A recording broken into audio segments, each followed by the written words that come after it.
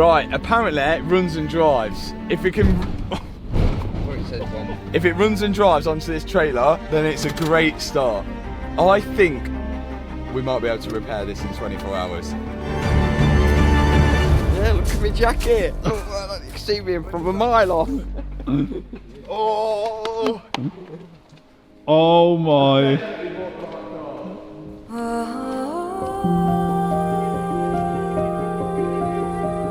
A 2022 Porsche 992 GT3. And it still looks incredible as ever, even though it is crashed. And on my first impressions, it didn't look that bad. But the truth will be told.